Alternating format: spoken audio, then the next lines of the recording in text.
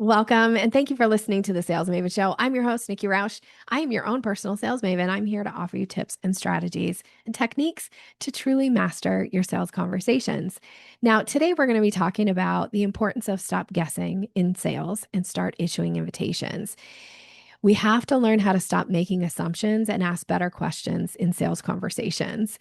So, like every episode, this episode came about from some conversations that I've had with clients in the last couple weeks. Some of them came from my private coaching clients over Voxer. Some of them came from a sales practice session that I had recently with the Sales Maven Society members. And so from there, that's usually what prompts like what I'm going to talk about in a podcast episode. And I was realizing how often I get clients showing up and they'll break down a scenario. They'll like tell me, he said this, or they'll send me, here's the email that their client sent to them or their prospect sent to them. And then they'll say, here's what I'm assuming they mean, Nikki, but can you tell me what does this mean? So they're essentially asking me like, Nikki, what does this mean?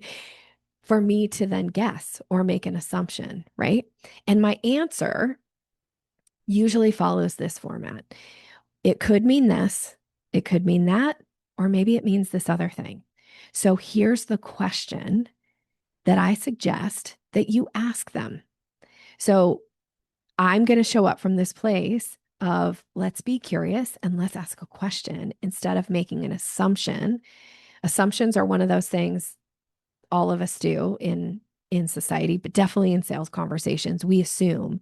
And we assume based on, I want to honor that part of you that makes these assumptions because it's based on all of your experience and your expertise and your, history with past sales conversations. And so those assumptions are easy to make. And they're not usually right. And even if you're asking the question to just reaffirm that you're right, you're better off just asking the question instead of making the assumption. So when something comes up in a conversation, in a sales conversation, or in any sales conversation, I want you to just ask. One of the things that I will just be really candid about is I don't do a tremendous amount of prep. I've got before I get onto a prospective call. I don't go and do a bunch of research about the person that I'm having conversation with. I might look at their website just to get a sense of maybe what they do, but I don't start planning what I'm going to offer to them. I don't plan the way I'm going to lay out the offer. I don't do any of those things. And the reason I don't do them is because I don't know yet. I couldn't possibly know yet what I should focus on in that conversation until I'm in the conversation. Now, as entrepreneurs, I get that we want the answer. We want the answer ahead of time so that we can be prepared. And the way that I am prepared and the way that I successfully close business again and again and again is I'm prepared with questions. I'm prepared of knowing when to issue an invitation question in a conversation. This is why I can't stress the importance enough of having a consultation map with your set list of questions so that you keep things on track. This is why I don't give you a script that says, say this first, then they're going to say that, and then you say this thing next. And because that's not how real sales conversations function. And when somebody's saying to you or asking you to pay them money because they're saying that's how it works, it's baloney. It's just not true. I have been in so many sales conversations in my 25 plus years, and they don't always go the same. And so what works is that I'm prepared with questions. So I ask questions. I don't make assumptions. I try not to make assumptions in the sales conversations. So if I don't understand about somebody, I would say, would you be willing to share a little bit more about you and your business? Would you be willing to share what prompted this conversation or the question that I said earlier, with a client interaction that I had recently where my client shared the scenario and said, what does this mean, Nikki? And I said, well, it could mean could mean one of these three things, but let's ask this question. The question was, is it okay to ask? That's what's known as a softening phrase. What prompted this question? Like, that's the question. Because until we know the answer to that, we really don't know what to do or say next. We can make assumptions, we can do things, but they may not be the right thing to actually earn this person's business. So it's better to just ask the question. And then inside the ask is the invitation. The invitation is so important in the conversation. This is why I teach the 5 steps of the selling staircase, and that there's an invitation every single step of the way.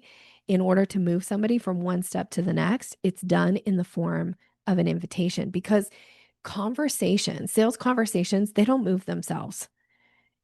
Your job is to guide those by issuing invitations. So I recently did, in the Sales Maven Society, once a month, I do a sales practice session. And in the sales practice session, I do a little mini teaching at the beginning around the concept that we're going to be practicing. And I record that so that, Sales Maven Society members can go and watch those later if they want to. And then I stop the recording, and then we play and we practice. And it's an opportunity for the members to say things out loud that they have learned, right? They've gone through trainings with me, and they've probably heard me say it. They've listened to the podcast. They've heard me give these questions, but they've never actually asked the questions.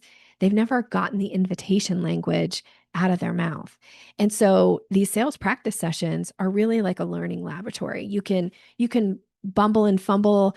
You can say things wrong and not perfectly the first time, and all of it's okay. And it's all welcome here, because at the end, the confidence that comes out of these sessions for the members, and when they share with me, like, I just had 3 conversations and I was able to use that, and I was really confident in the way that I asked, and these were the results that happened, right? So empowering for people to get clear on this invitation language.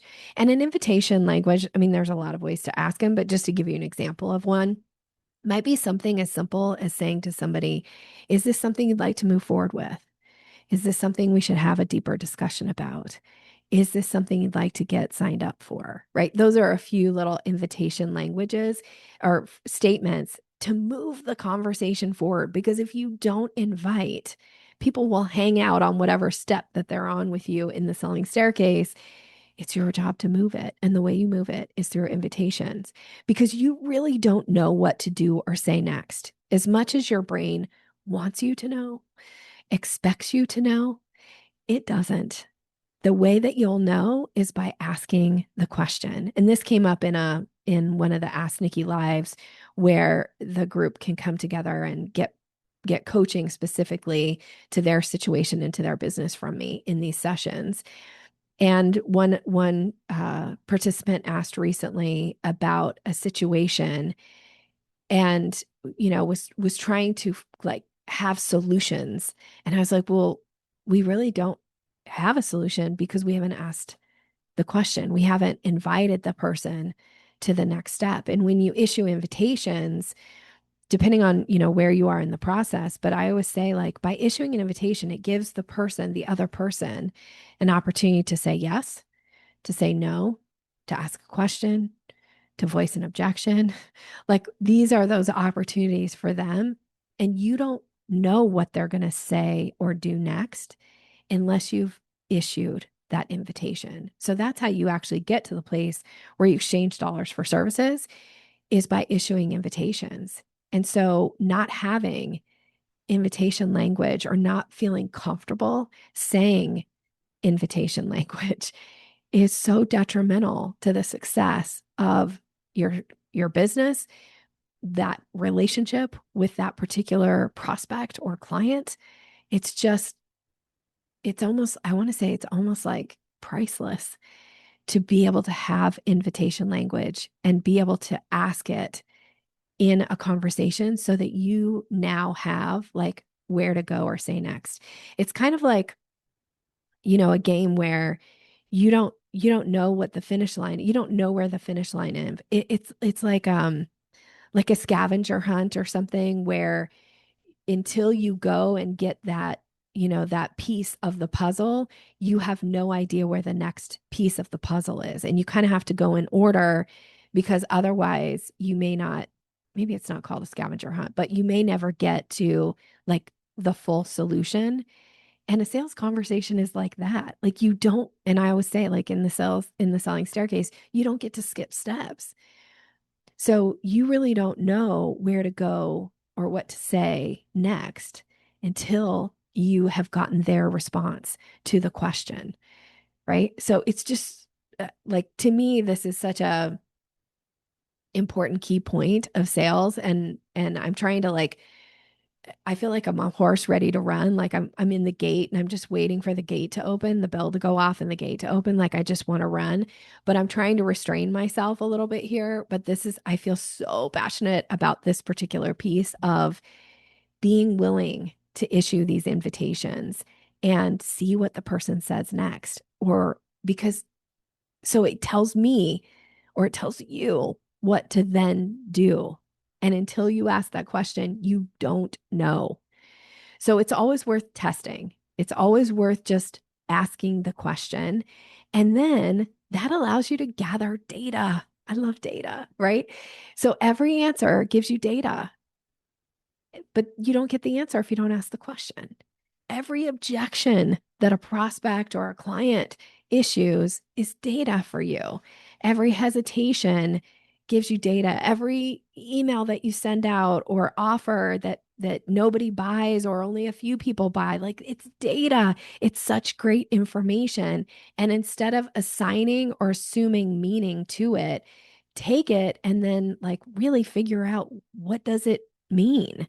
So this way you're not coming from this like place of scarcity or fear, and you're not adding your stories or your assumptions to it. You're just using the data and you're saying like, how can I take this data and improve it? What needs to happen in order for it to work more towards the business that I'm trying to grow here?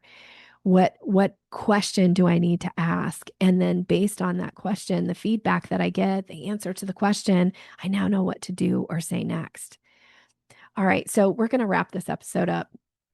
Again, I've had so much to say about it, and I'll just be really candid here and say that this is now the fifth version of this particular podcast episode that I'm recording because I overshared too many times. I had too much to say on this particular topic. So, as we bring this particular episode to a close, the thing that I'm really hoping I got across, the point that I'm hoping you were able to take in is stop guessing.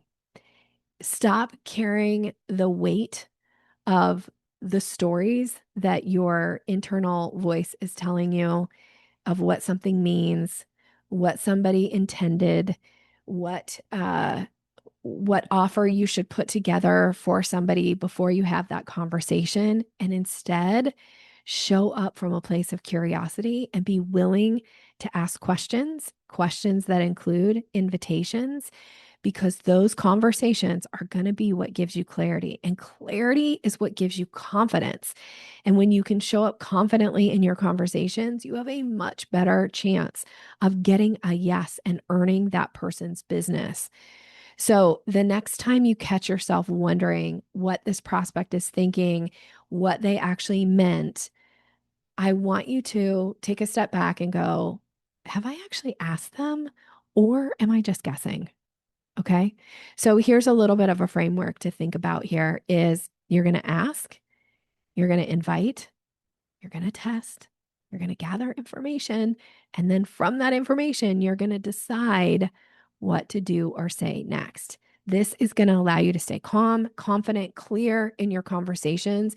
And this truly is relationship selling at its best. It's not your job to persuade somebody to buy from you.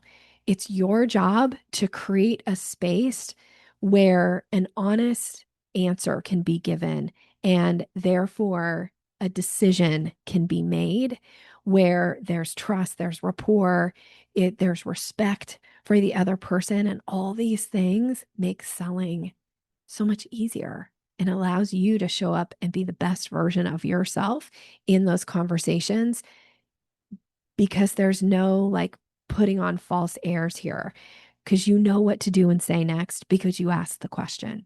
All right. I'm wishing you continued success. As always, thank you so much for listening to this podcast.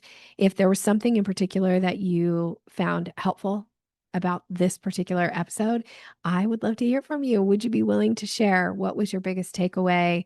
What was the thing that left a little bit of an aha for you? And what are you going to do as a result? All right. Wishing you continued success. Have a great rest of your day. Take care.